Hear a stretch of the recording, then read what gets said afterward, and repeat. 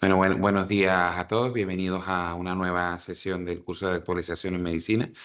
Recordaros dos cositas rápido. El QR para poder registrar vuestra asistencia remota y los que estemos aquí recordarnos de hacer la foto. Y el punto dos es que ha habido un pequeño cambio en el programa del curso. La última sesión de julio, el último jueves de julio, ha pasado al último jueves de diciembre. En los correos probablemente recibiréis actualización del programa. Y ya nada, entremos en el día de hoy. Agradecer al doctor Camilo Velosa, que es adjunto del Servicio de Reumatología, y al doctor Fontova y a todo el equipo la continua participación y el estar siempre habitualmente en este curso, ¿no? Hoy nos hablará Camilo del manejo y la valoración de la osteoporosis en situaciones complejas. Camilo, cuando quieras, bienvenido y adelante. Muchas gracias. Eh, bueno, como me acaban de presentar, para los que no me conocen, mi nombre es Camilo Veloso Morales, adjunto del Servicio de Reumatología, y muchas gracias por hacernos partícipes de este curso de actualización de medicina interna. Básicamente, hoy vamos a hablar de diferentes situaciones en las que se puede llegar a presentar la osteoporosis. Algunas de estas vamos a coger sobre todo las situaciones principales o las que podemos destacar más de todas las situaciones en las que normalmente se presentan. Esto es la tabla de contenidos, cómo vamos a llevar la charla. Y bueno, primero que todo, para empezar, la Organización Mundial de la Salud define la osteoporosis como una enfermedad silente que cursa con una baja masa ósea y un deterioro de la microarquitectura. Esto que lleva a un aumento de la fragilidad en el hueso y consecuentemente lleva a que se presenten fracturas, aumentando el riesgo de estas. Es predominantemente en mujeres, pero no es exclusiva de mujeres. Y acá sobre todo recalco la palabra silente, que quiere decir, hay muchos pacientes que llegan refiriéndose en la consulta de que les duele la osteoporosis. Realmente la osteoporosis no duele. La única forma, entre comillas, de que duela es a raíz de una fractura. Y realmente lo que dolería es la fractura. Unos conceptos para tener en cuenta, que probablemente se mencionarán más adelante, es la fractura por fragilidad. ¿Qué es una fractura por fragilidad? Es aquella que se produce por un traumatismo mínimo, que en un hueso sano no debería por qué llegar a generar una fractura, que no existan otras enfermedades que puedan producirla o facilitarla, como serían, por ejemplo, el caso de metástasis. Siempre se va a considerar por encima de los 45 años, también valorando qué factores de riesgo asociados puedan llegar a tener y que sean fracturas susceptibles, que son fracturas principalmente susceptibles, lo que es cadera, vértebra, radio distal. ¿Cuáles no se consideran susceptibles? Las vértebras superiores a D4, huesos de cara, mano y codo. Y algunos autores incluso hablan de que también el tobillo se podría considerar como una fractura no susceptible. Por otro lado, las vacaciones terapéuticas. ¿Qué son las vacaciones terapéuticas? Son aquellas situaciones en las cuales hay una suspensión temporal del tratamiento. Básicamente, ¿con qué objetivo? Con el objetivo de aprovechar el efecto residual de estos medicamentos y minimizar los factores perdón, los efectos secundarios que puedan aparecer, como son las fracturas atípicas y la osteonecrosis de mandíbula. Hay que recalcar una cosa, las vacaciones terapéuticas solo se tienen en cuenta en los bifosfonatos. Hay algunos de estos que si nosotros los retiramos y no colocamos una terapia de sellado, lo que se hace es o perder el efecto de forma progresiva o, por ejemplo, en el caso del Prolia, hay un aumento de riesgo de fracturas, sobre todo en los primeros meses tras la suspensión del tratamiento. Em, Otro concepto es el FRAX. ¿Qué es el FRAX? Es una herramienta básicamente online que lo que hace es tener en cuenta una serie de factores de riesgo, también tener en cuenta la talla, el peso del paciente y esto lo que nos va a nosotros a dar es un porcentaje o un riesgo absoluto de fractura en los próximos 10 años. Nos calcula una fractura, el riesgo de fractura global y el riesgo de fractura de cadera. Hay unas cosas que se deben tener en cuenta en el FRAX y es que no todos los factores de riesgo que nosotros tenemos en cuenta a la hora de la osteoporosis están incluidos dentro de esta herramienta, como por ejemplo el déficit de vitamina D, las caídas frecuentes y en cuanto vamos al uso de corticoides, que más adelante lo vamos a hablar, no se tiene en cuenta si se usa o no se usa, pero no se tiene en cuenta ni el tiempo ni la dosis que vienen recibiendo estos pacientes.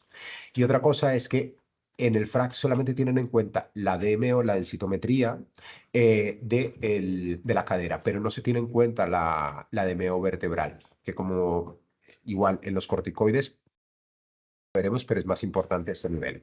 También una corte del estudio COSAP, que es un estudio aquí español, se valoró y se observó que básicamente el FRAX puede llegar a infraestimar el riesgo como tal de fractura global en España. Pero bueno, aún así, usamos el FRAX. ¿Qué nos va a decir el FRAX? Nos va a decir, si tenemos más de un 20% de fractura ósea global o más de un 3% en cadera, esto lo que nos va a decir o nos va a indicar es que debemos iniciar un tratamiento. ¿Qué pasa si tenemos un FRAX por debajo, entre un 10 y un 20 o por debajo de un 3, pero aún así tenemos más riesgos o más factores de riesgos asociados que no se incluyen en el FRAX y no contamos con una densitometría? Pues lo que nos indican es realizar una densitometría y en función de eso volver a calcularlo. Y si ya por factores de riesgo, por FRAX y por densitometría el riesgo es bajo, no lo consideramos como una osteoporosis. Otra cosa a tener en cuenta es, esto va a aplicar para cualquier tipo de paciente en el que consideremos una osteoporosis. Y básicamente las propuestas que se ponen de tratamiento son conforme a las mujeres posmenopáusicas, que es básicamente en donde se han llegado a realizar la mayor parte de estudios. Entonces, el tratamiento no farmacológico que vamos a emplear para los pacientes con osteoporosis es, uno, insistirles en realizar actividad física. ¿Qué actividad física? Toda la que no implique impacto, porque obviamente el impacto en un paciente con un hueso frágil puede llegar a que se presenten fracturas. Que haga actividad física una vez a la semana no nos sirve, por lo menos tienen que ser 3 veces a la semana, tratar de que sean por lo menos 30 minutos. Ahora, limitar obviamente el consumo de alcohol, abandonar el tabaco y dar alimentos ricos en calcio. ¿Qué pasa? Muchos de estos pacientes llegan y nos refieren que son intolerantes a la lactosa o no les gusta o por tema del colesterol también les han dicho que disminuyan los lácteos. Entonces vamos a dar suplementos, ¿vale? Los suplementos, la ingesta, lo que se recomienda es que sean 1000 a 1200 miligramos al día de calcio y hasta 2000 unidades al día de vitamina D. Los niveles de vitamina D de aportes van oscilando en función también de los factores de riesgo que podamos llegar a tener. Y una cosa importante, calcio y vitamina D no es el tratamiento de la osteoporosis, ¿vale? Son suplementos. La osteoporosis no va a curar con calcio y vitamina D. Es como el alimento que le damos al hueso, pero por sí solas no vamos a llegar a mejorar. Cosa diferente de lo que, por ejemplo, vemos con la osteopenia. En la osteopenia sí que podemos dar calcio y vitamina D y con esto podemos llegar a recuperar algo en el hueso. Bueno, ahora, hablando un poco en cuanto a la epidemiología, en el 2019 se hizo un estudio en donde se vieron que casi 3 millones, bueno, 2.945.000 personas fueron diagnosticadas de osteoporosis, en donde la gran mayoría suelen ser mujeres, casi un 80%, y un 20% en hombres, lo que equivale a un 5,4% de población que fueron diagnosticados en este año. Se ha calculado también que la población general, cerca de un 22,6% de mujeres y un 6,8% de hombres por encima de los 50 años sufren de osteoporosis. Para el 2019 también se vio que 298.000 personas tenían fracturas por fragilidad, tuvieron fracturas por fragilidad durante ese año y cerca de 782 fracturas al día, lo que corresponde a 33 fracturas por cada hora, lo que no es nada despreciable. Asimismo, en este mismo estudio se vio que el incremento que habrá del 2019 al 2034 va a ser casi de un 29,6%. Estamos hablando de casi 100.000 fracturas nuevas que van a aparecer a lo largo de este tiempo. Y ya no solamente es estos números, sino también hay que valorar el costo, el costo que implica tener de sufrir esta enfermedad, que son casi 4.300 millones de euros al año, obviamente teniendo en cuenta el tratamiento, las estancias en hospitalización, las intervenciones quirúrgicas que puedan llegar a representar, las complicaciones, etcétera. Y bueno, ya entrando un poco en cuanto a los temas que vamos a hablar, lo primero es la osteoporosis en el varón. La osteoporosis en el varón es una enfermedad que está infradiagnosticada e infratratada. Siempre tenemos en cuenta la osteoporosis o siempre se nos viene a la cabeza cuando hablamos de osteoporosis de mujeres posmenopáusicas y no solamente, como ya he dicho, aparecen en ellas, ¿vale? Que hay que tener en cuenta en el varón, que el riesgo de morbimortalidad aumenta más en el varón, sobre todo porque se presenta de forma más tardía la osteoporosis, la osteoporosis, las fracturas. Incluso se llega a hablar de que existe un factor, una tasa de mortalidad de 2 a 3 veces mayor en los hombres a nivel de fracturas de cadera por lo mismo, porque la incidencia de edad es más tardía. Ahora, ¿cuáles son las principales diferencias y por qué tal vez en el varón aparece la osteoporosis de forma más tardía? Uno, porque el hueso tiene un mayor diámetro, tiene un 15% más adicional de masa ósea, el proceso de reabsorción es más tardío y existe menor riesgo de caídas, principalmente pues, por la fuerza muscular.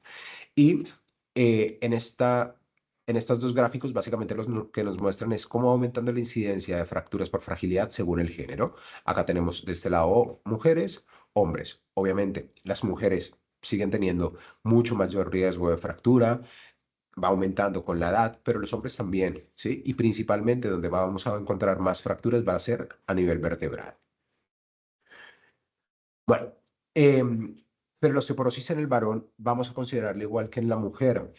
En el varón, dependiendo de la edad, vamos a tener que buscar siempre factores de riesgo secundarios. ¿Cuáles son los factores de riesgo así en global? Alteraciones endocrinas, fármacos, enfermedades genéticas, enfermedades gastrointestinales, enfermedades sistémicas, entre otros. ¿Y cuáles son los tres principales o los que más se asocian en la osteoporosis en el varón? El hipogonadismo, el uso de glucocorticoides y el alcoholismo. Obviamente, si no contamos con ninguno de estos, pues tendremos que ir a indagar qué está pasando. ¿Cuándo se recomienda realizar el cribado en estos pacientes? Todo por encima de los 70 años debería realizarse un estudio, como mínimo una densitometría, y en función de esto valorar. Y todos los pacientes que estén por debajo de 70 años, pero que asocien factores de riesgo, vamos a hacer también el estudio. ¿Cómo se realiza el estudio? Em, Acá básicamente lo que encontramos es todo lo que nosotros hacemos, digamos, de forma rutinaria en el paciente que sea, con la patología que sea, ¿vale? Siempre preguntaremos por antecedentes familiares y personales de fracturas, valoraremos la ingesta de calcio, valoramos qué tantas, si tiene caídas de repetición, la actividad física que puedan llegar a realizar, el consumo de tóxicos, el índice de masa corporal, que el índice de masa corporal tenemos que tener en cuenta una cosa, y es los pacientes que van presentando fracturas por fragilidad a nivel vertebral pueden llegar a tener una disminución en la altura. Entonces, acá nosotros no vamos a tener en cuenta a la hora de calcular el índice de masa corporal con la talla que tiene actualmente, sino vamos a valorarlo con la talla que, o sea, con la mayor talla que haya tenido durante toda su vida. Por ejemplo, yo mido 1,80. Si de aquí a 30 años estoy midiendo 1,76, pues se me va a calcular sobre 1,80. Y también vamos a buscar signos o síntomas que puedan llegar a hacernos sospechar de que haya una enfermedad secundaria que nos esté ocasionando la osteoporosis. Ahora, ¿cómo vamos a llegar a hacer el diagnóstico? Bueno, si no tenemos fracturas por fragilidad, la densitometría es lo que nos va a nosotros a dar los valores, ¿vale? Y ahí definiremos si estamos ante un hueso normal, una osteopenia o una osteoporosis. Las radiografías para qué nos sirven. Principalmente solicitamos radiografías de columna dorsal y lumbar, porque muchas de estas fracturas a nivel vertebral pasan como ya lo dije anteriormente, de forma silente. Son pacientes que muchas veces se quejan de un dolor lumbar o dorsal, pero que lo asocian como si fuera eh, algo muscular. Levantaron un poco de peso, tuvieron una molestia durante unos días y no le prestaron más atención. Hay algunos pacientes, obviamente, que la fractura la llevan de peor manera y es un dolor que es de forma constante. Pero esto nos ayuda también a determinar si hay más fracturas que no sepamos y también a determinar qué tipo de tratamiento vas a recibir. Ahora, ¿cuáles son los análisis que realizamos? Los básicos: hemograma, función renal, calcio, fósforo, PTH, vitamina D, ¿vale? Y si tenemos factores o sospechamos de que hay alguna enfermedad asociada, pues pediremos en función de qué es lo que estemos sospechando. Proteinogramas, niveles de hormonales, entre otros. Ahora, en el caso del varón, bueno, en el caso del varón, en cualquier otro caso, ¿cómo vamos a llegar al diagnóstico? Básicamente, si tenemos una densitometría con un T-score menor de -2,5, ya nos dice que tenemos una osteoporosis. El FRAX también nos ayuda. ¿Y qué pasa si tenemos una densitometría que no esté en valores de osteoporosis, sino de osteopenia, pero el paciente ha tenido fracturas por fragilidad? Fémur, vértebra. O que haya presentado una fractura de pelvis o antebrazo más osteopenia. En esos pacientes los consideraremos igual que sufren de osteoporosis y el tratamiento lo van a recibir igual. Ahora, este es un algoritmo básicamente que fue publicado por la Sociedad Española de Metabolismo Óseo eh, y básicamente o sea, el algoritmo es en función de, o está para las mujeres menopáusicas, pero como les he dicho, básicamente lo que nosotros usamos en tratamientos, dado que la información que tenemos principalmente se sacan de estas cohortes, se usan para otros tipos de patologías. En este caso, vamos a tener en cuenta en el varón sobre todo lo que es riesgo alto y muy alto. El moderado no, porque acá estamos usando los receptores de estrógenos, entonces nos fijaremos en estos.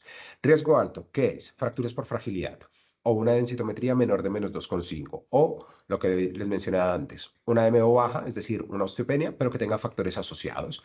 Acá, ¿qué valoraremos? Valoraremos qué tipo de tratamiento va a recibir el paciente. Tenemos dos opciones. Tenemos o los medicamentos orales o los medicamentos parenterales. Acá también tenemos que tomar una decisión y es, los pacientes que vayan a recibir bifosfonatos orales deben cumplir ciertos criterios. Es un medicamento que se tiene que tomar una vez a la semana, en ayunas, tiene que estar 30 o 40 minutos sentado o de pie, ¿vale? No pueden tumbarse, ¿por qué? Porque el medicamento son ácidos. Como su nombre lo dice, pueden llegar a producir muchas veces reflujo y con esto esofagitis. También pacientes que sufren de hernia de hiato, que tengan reflujo gastroesofágico, pues no es lo más indicado. Entonces, en estos pacientes, ¿qué vamos a optar? Vamos a optar por algún parenteral. ¿Como cuáles? Bifosfonatos, intravenosos como el ácido zoledrónico o el denosumab, que también algunos lo conocerán como Prolia, ¿vale? Ahora, ¿qué pasa si tenemos pacientes con muy alto riesgo? Es decir, más de 2 fracturas o que tengamos una fractura vertebral o una fractura de cadera con una densitometría menor de -3 o una densitometría menor de -3,5. Tenemos los anabólicos, en este caso los análogos de la PTH, que sería la teriparatida. Para esta fecha no había salido todavía la valoparatida, que es otro de los análogos, y el romosozumab. ¿Qué pasa? En el caso del varón solo tenemos eh, avalada la teriparatida, pero es más o menos para que se vayan haciendo una idea de cuáles son los diferentes tipos de tratamiento. Acá estamos hablando del tratamiento inicial, no vamos a tocar el tema de la terapia secuencial. Ahora, ¿cuál es el tratamiento farmacológico que vamos a emplear en los varones? Como ya he dicho, bifosfonatos, denosumab o los anabólicos. De los bifosfonatos orales solamente está aprobado el risedronato, el ácido risedrónico o Actonel, ¿vale? El alendronato no está aprobado, pero sin embargo existe una alta evidencia de eficacia, entonces también muchas veces los terminamos usando, ¿vale? El ácido zoledrónico, para los que no lo sepan, es una administración anual, ¿vale? Si es una terapia inicial. Si es una terapia secuencial, se administrará una al finalizar el tratamiento, uno a los 6 meses y otra al año. El Prolia es un tratamiento subcutáneo, es semestral. ¿En quién está indicado? En aquellos pacientes o bien que no tengan tolerancia o que hayan tenido contraindicación al ácido zoledrónico, eh, otra es la primera línea de tratamiento con bifosfonatos o en caso de que tengan un filtrado por debajo de -35 mililitros minuto. Ahora, de los osteoformadores, como ya he dicho, el subcutáneo, los anabólicos o los osteoformadores, tenemos la teriparatida, que básicamente es subcutáneo, es diario y se administra durante 24 meses. Los otros dos no están indicados, pero aclararlo, la valoparatida es igual subcutáneo diario durante 18 meses y el romosozumab son 2 inyecciones al mes durante un año. Ahora, en cuanto a la osteoporosis por glucocorticoides, que creo que esto es algo que vemos a diario, y son medicamentos que estamos usando constantemente en diferentes especialidades. Bueno, la osteoporosis inducida por glucocorticoides es la causa secundaria de osteoporosis y suele ser la causa de osteoporosis en personas jóvenes. Se estima que hasta un 1% de la población adulta ha recibido o recibirá glucocorticoides y de este 1%, 30-50% llegan a presentar fracturas, ¿vale? Eh, muchas veces el abordaje o bien es tarde o bien es insuficiente. Muchas veces se han observado en estudios que el tratamiento, una vez le empiezan el glucocorticoide, simplemente les dan tratamiento con suplementos, calcio y vitamina D. Como ya he mencionado, este no es el tratamiento, ¿sí? También hay que valorar cuánto tiempo de tratamiento vaya a estar recibiendo el glucocorticoide. Ahora, ¿qué es lo más importante de saber de la terapia con glucocorticoides y la osteoporosis? Que la pérdida o la mayor pérdida de densidad mineral ósea se produce en el primer año. Posteriormente va perdiendo de forma o sea, hay una disminución más acentuada. Acá en la tabla de arriba, perdón que no aparece el nombre, pero son fracturas no vertebrales y acá están las fracturas vertebrales, ¿vale? Eh, los números, el rombo es dosis menor de -2,5 miligramos día, el cuadrado es entre 2,5 a 7,5 y el triángulo son más de 7,5 miligramos día. Como vemos, a medida que va pasando el tiempo, la incidencia va aumentando. Obviamente también dependerá mucho de la dosis en la que estemos recibiendo. y principalmente en las fracturas vertebrales es donde más lo observamos. Y nada, eso. En un momento, en las vértebras llega a ser hasta un 50% y en la cadera es 2 veces más alto de lo que es la población general. Bueno, ¿qué pasa una vez retiremos el glucocorticoide? Hay un descenso como tal del riesgo, ¿sí? Pero sin embargo, también tenemos que tener en cuenta que existen factores asociados a la osteoporosis relacionados con el glucocorticoide. Lo que mencionaba antes que nos incluía en el FRAX, la dosis diaria, la dosis acumulada, el tiempo de tratamiento que se haya venido recibiendo. Y ya no solamente esto, sino los efectos que pueden llegar a producir, tanto en el hueso como de forma, o sea, tanto indirecto como indirectamente. El efecto directo es que disminuye la densidad ósea. ¿Por qué? Porque genera un aumento en la resorción en los primeros meses, como ya he mencionado, genera una inhibición de la osteoclastogénesis y con esto estimula la apoptosis tanto de los osteocitos como de los osteoblastos, que son los que nos forman básicamente el hueso. Y lo que hace es mantener o aumentar la supervivencia de los osteoclastos, que son las células que se nos comen el hueso.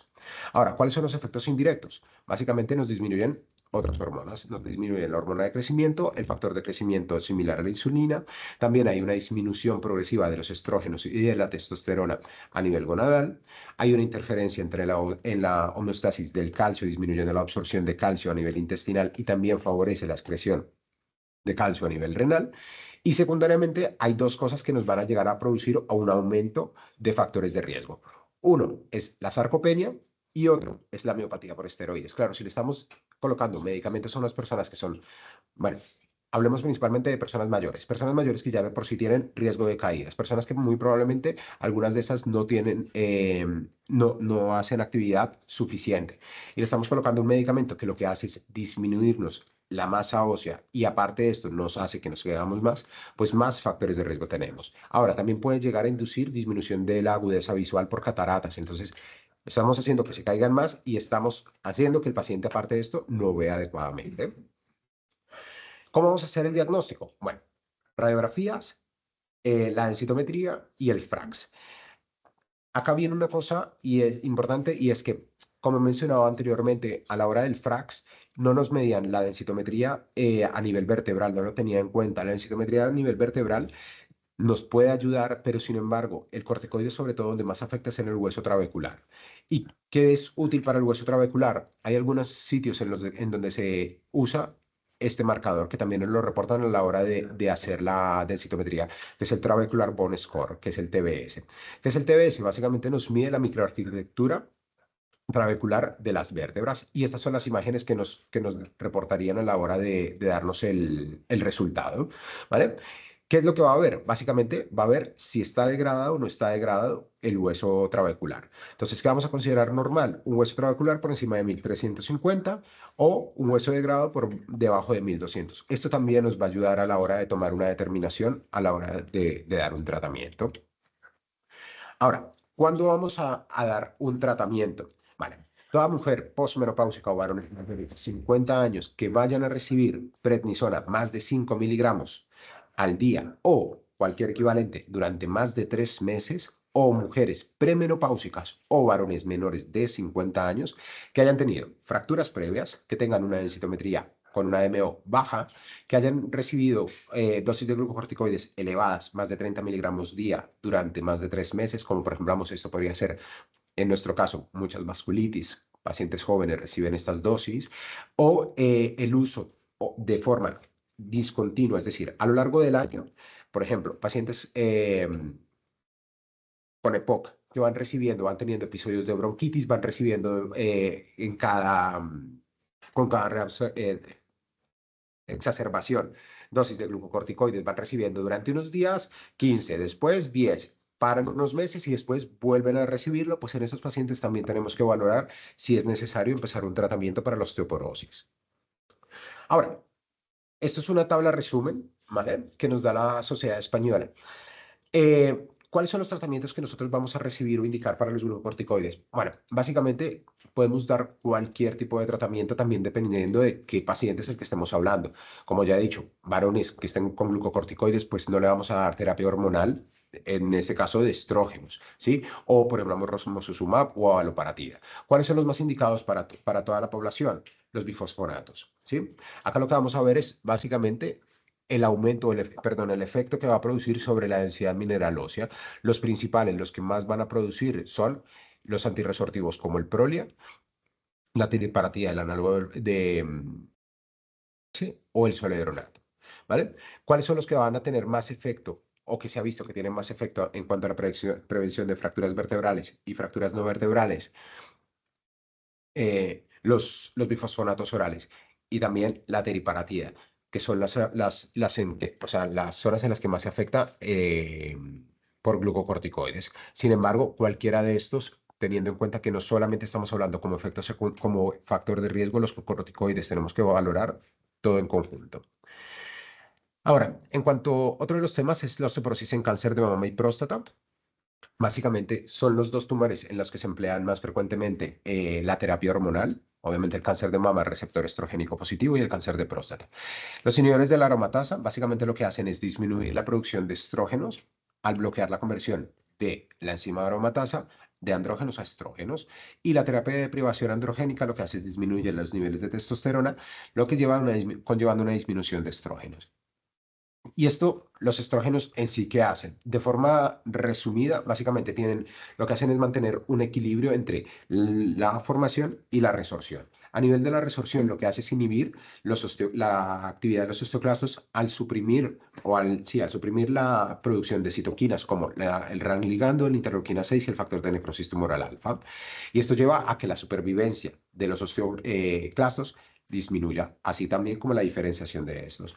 ¿Qué hace a nivel de la formación ósea? Básicamente lo que promueve es la diferenciación entre osteoblastos y disminuye la apoptosis, tanto de los osteocitos como de los osteoblastos. ¿Qué pasa? Una vez, por ejemplo, en las pacientes con menopausia o en pacientes con estos inhibidores, pues se invierte todo. Favorecemos más la vida de los osteoclastos y aumentamos más la producción de osteoblastos, la apoptosis de osteoblastos y osteocitos. En cuanto al cáncer de mama, pacientes con inhibidores de la aromatasa se considera o se ve que llegan a tener una pérdida de masa ósea hasta 4 veces más de lo que produce una menopausia fisiológica. Y esto lleva a un incremento de un 34% en el riesgo de fracturas por fragilidad. Con respecto a otros de los tratamientos que se empleaban, como el tamoxifeno, que llegaba a 6,3%. También se ha visto que todos los pacientes que la mayoría de pacientes con cáncer de mama asocian unos bajos niveles de vitamina D, lo que lleva a tener otro factor de riesgo asociado. Por el lado del cáncer de próstata, se ha visto que hay una disminución de la densidad mineral ósea anual de hasta un 4% en columna y hasta un 2,5% en cadera. Y de los pacientes que han recibido terapia de deprivación androgénica, un 37% de estos pacientes han presentado una fractura vertebral. De forma general y resumida, esto es lo que nosotros hacemos cuando nos llega un paciente con un cáncer de próstata, que está en tratamiento con terapia de privación androgénica o con inhibidores de la aromatasa. ¿Qué es lo que se recomienda? Se recomienda a todo paciente que vaya a recibir alguna de estas dos terapias hacer por lo menos una densitometría basal, ¿sí? Y ahí podemos nosotros ir evaluando qué tanto va afectando o no. Se empieza con la densitometría basal. Tenemos una DMO por encima de menos 2, pero no tiene ningún otro factor asociado aparte de la terapia. Pues, ¿qué lo vamos a incentivar? Ejercicio, suplementos de calcio y vitamina D, y vamos a estar haciendo la densitometría anual o cada 2 años, en función de si van apareciendo factores de riesgo. Ahora, ¿qué pasa si tenemos una densitometría menor de menos 2? O, independientemente de la densitometría, tenemos 2 o más factores de riesgo. ¿Cuáles? Pacientes mayores de 65 años, una densitometría que tenga un T-score menor de menos 1,5, que sean fumadores, que tengan antecedentes de fracturas por fragilidad en la familia o que tengan antecedentes de factores de fracturas ellos, que hayan recibido glucocorticoides durante 6 meses. O si en el caso principal, acá se hace la diferencia en este cuadradito que está con líneas punteadas, es principalmente para los hombres. Hombres en los que le realizamos un Fraxi que tiene un riesgo de fractura de cadera de más de un 3%, también lo tendremos en cuenta. Ahora, si tiene esto o tiene una DMO menor de 2,0, acá ya en estos pacientes vamos a hablar de empezar un tratamiento preventivo de la osteoporosis. ¿Cuáles van a ser los tratamientos? Bifosfonatos, sean orales o intravenosos, dependiendo obviamente de los factores y de la densidad mineral de la DEXA, y o el denosumab. ¿Qué pasa con los otros, con los análogos de la PTH y con el romosozumab? Con el romosozumab actualmente no hay evidencia aún suficiente como para poder indicarlo. Y con los análogos de la teriparatida están contraindicados en pacientes que hayan recibido radioterapia, que tengan afectaciones óseas o en pacientes con neoplasias activas. Entonces, básicamente acá nos limitamos más al bifosfonato o al denosumab, es decir, a los antirresortivos. Y lo mismo, iremos evaluando con densitometrías cada año o cada 2 años en función de si van apareciendo más factores de riesgo. Ahora, ya para finalizar, tenemos la osteoporosis en la enfermedad renal crónica. Creo que este es sobre todo uno de los mayores retos que nosotros tenemos, sobre todo por los tratamientos que podemos llegar a ofrecer. Eh, el riñón y el hueso están intrínsecamente relacionados. Pacientes con enfermedad renal crónica pueden llegar a tener múltiples factores de riesgos asociados, no solamente el tema de la osteoporosis. Y sobre todo en los pacientes con enfermedad renal crónica tenemos que tener en cuenta que puede llegar a afectar de diferentes formas. Entonces, todo paciente con enfermedad renal crónica tiene que tener osteoporosis, no necesariamente. Ahí existe otro concepto que es el trastorno mineral óseo de la enfermedad renal crónica o CKD-MVD por las siglas en inglés. Y básicamente es un síndrome sistémico que se desarrolla generalmente a partir de un estadio 3. ¿Qué es lo que produce o qué es lo que incluye? Alteraciones de niveles séricos, calcio, fósforo, vitamina D, PTH y el factor de crecimiento de fibroblastos 23. Trastornos óseos, que es lo que se conoce como osteodistrofia renal, en la cual tenemos alteraciones tanto de la remodelación, mineralización, volumen, crecimiento y resistencia. Acá están incluidas la osteoitis fibrosa, que son enfermedades que producen alto recambio óseo, la enfermedad ósea dinámica, que producen bajo recambio óseo, la osteomalacia y las enfermedades óseas mixtas. Y también se incluyen las calcificaciones vasculares o extravasculares. ¿Qué pasa? Estos pacientes van teniendo depósitos de calcio en tejidos blandos y a nivel vascular, produciendo mayor rigidez vascular, aumento del riesgo cardiovascular y mayor mortalidad. Ahora, ¿cuál es la importancia de diferenciar entre una osteoporosis y un trastorno mineral óseo de la enfermedad renal crónica? Básicamente, la fisiopatología son diferentes y el tratamiento puede llegar a ser contraproducente según que estemos hablando. En el caso, por ejemplo, de la enfermedad ósea dinámica, si nosotros colocamos un antirresortivo en una enfermedad que tiene un bajo recambio, lo que estamos haciendo es suprimiendo más el recambio óseo. Por ende, estamos induciendo o llevando a que se presenten mayores riesgos de fractura. Ahora, ¿qué pasa si colocamos, por ejemplo, una osteitis fibrosa? Hemos dicho que es una enfermedad de alto recambio, que tiene una alteración o unos niveles altos de PTH y la tratamos con antirresortivos. No vamos a hacer nada y básicamente lo que vamos a hacer es persistir las lesiones y aumentar los efectos secundarios, principalmente la hipocalcemia. Y en la osteoporosis clásica, o sea, la osteoporosis, si no la tratamos considerando que pueda llegar a tener alguno de los trastornos mencionados previamente, pues lo que vamos a llevar es a que tenga mayor riesgo de fractura. Ahora, ¿cómo vamos a hacer el diagnóstico diferencial entre estas dos?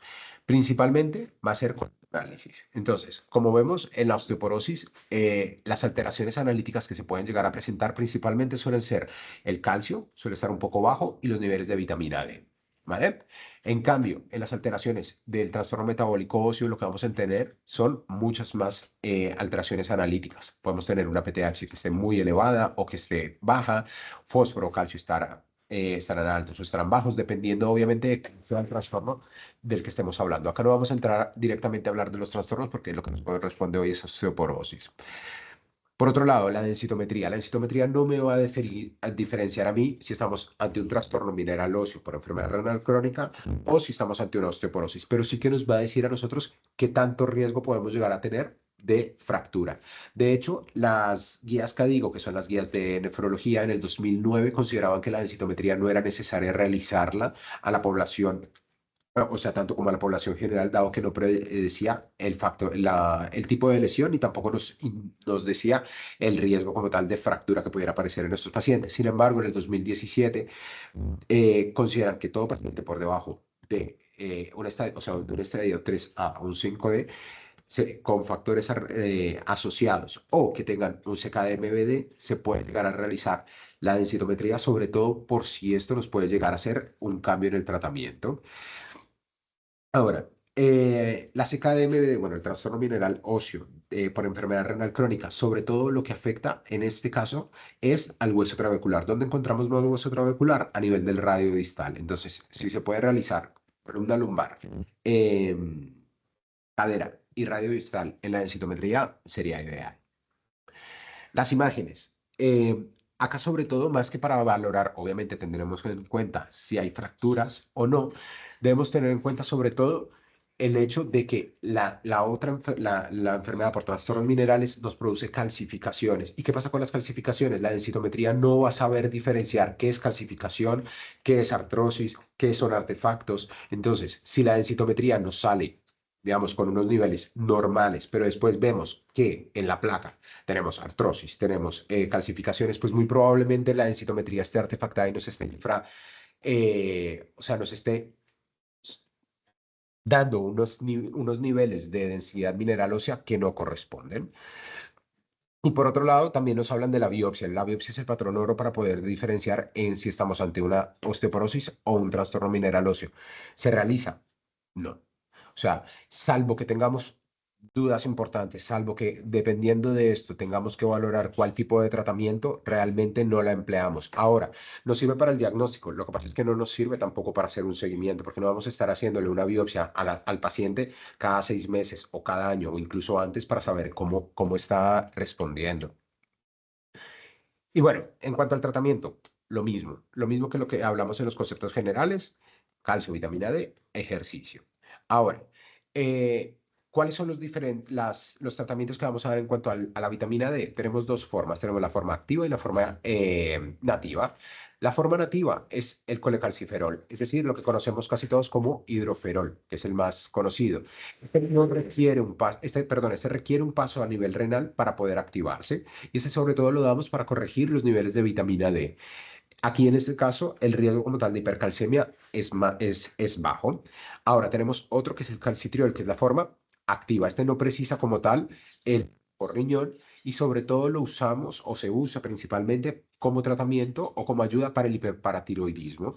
En este caso sí que el riesgo de hipercalcemia es más elevado. Ahora, ¿qué nos dice la SEIOM, la Sociedad Española, y qué dice la ASCADIGO? Todo paciente con estadio 1 o 2 se va a tratar como la población general. Es decir, vamos a hacer una densitometría, vamos a valorar los factores de riesgo y en función de eso podemos colocar cualquier tipo de tratamiento de los que he mencionado previamente. ¿Qué pasa si estamos hablando de una enfermedad renal crónica con un estadio 3A o 5B? Tenemos que valorar cómo están los niveles de PTH, tratar de regular los niveles de PTH y lo mismo, si los niveles de PTH están normales, los trataremos como la población general. Ahora, si estamos frente a un 3A hasta un 5D, pero tenemos unos niveles de PTH que intentamos corregir, no corrigen, o tenemos niveles de fósforo alterados, pues acá tenemos que estar pendientes de que no estemos hablando de una osteodistrofia o un trastorno mineral. En cuanto a los tratamientos, tener en cuenta los bifosfonatos orales e intravenosos no los empleamos por encima, o sea, por debajo de un filtrado menor de 30 o de 35 mililitros minuto. De hecho, nosotros somos un poco más precavidos a la hora de usarlos y generalmente no los usamos por debajo de los 40 mililitros minuto. ¿Por qué? Porque son pacientes que nosotros normalmente no estamos haciendo unas visitas cada 2 meses o cada 3 meses. Muchas veces tenemos visitas cada 6 meses o al año, dependiendo de cuál tratamiento estemos haciendo. Y muy probablemente durante este tiempo el paciente sigue tomándose el bifosfonato y ha presentado cualquier proceso vírico infeccioso o cualquier otra cosa que pueda hacer que estemos lesionando más este riñón. Y si le estamos colocando un medicamento que aparte de esto puede ser que nos esté generando más lesiones, por eso somos más prudentes a la hora de colocar el tratamiento. Los bifosfonatos orales sí es verdad que se han visto en diferentes estudios que no afectan o no dañan directamente al riñón.